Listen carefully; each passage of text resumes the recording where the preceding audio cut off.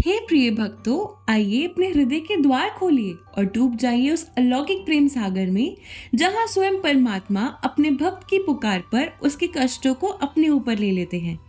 ये कथा है उस अद्भुत लीला की जो हर साल पुरुषोत्तम धाम पुरी में घटित होती है। हमारे प्यारे जगन्नाथ प्रभु की अनसार लीला।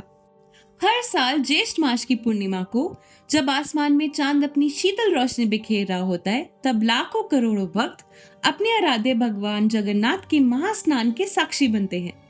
108 घड़ों का शीतल सुगंधित जल से प्रभु का अभिषेक होता है। सोचिए, जो त्रिभुवन के नाथ हैं, वे अपने भक्तों के प्रेम के कारण इतने जल स्नान करते हैं कि उनका कोमल विग्रह थोड़ा थक जाता है।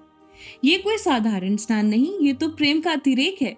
और इसी अतिरेक के कारण लीला करते हुए हमारे प्यारे प्रभु, उनके बड़े भाई बलभद्र और लाडली बहन सुभद्रा रानी, तीनों को हल्का सा बुखार आ जाता है।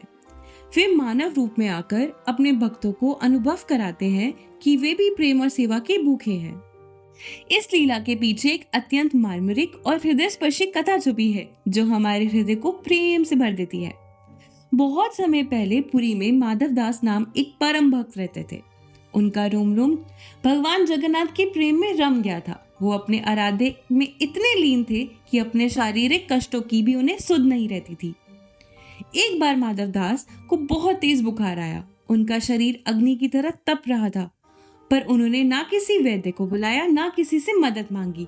उनकी आंखों में सिर्फ प्रभु का प्रेम था और उनके होठों पर बस प्रभु का नाम। वो कहते, मेरे प्रभु ही मेरे वैद्य हैं, वही मेरा ध्यान रखेंगे।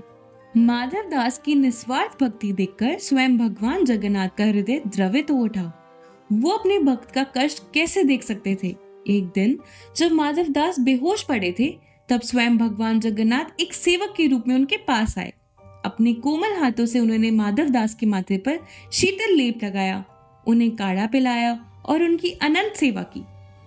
जब माधव दास को होश आया तो उन्होंने देखा एक दिव्य सेवक उनकी सेवा कर रहा है।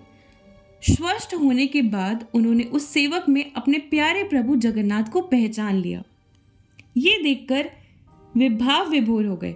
उनके आंसू रुक नहीं रहे थे। उन्होंने रोते हुए कहा, हे नाथ, मैं तो आपका दास हूँ, आपका सेवक। आप स्वयं मेरे सेवक बनकर मेरी सेवा क्यों कर रहे हैं? ये कैसा अनर्थ।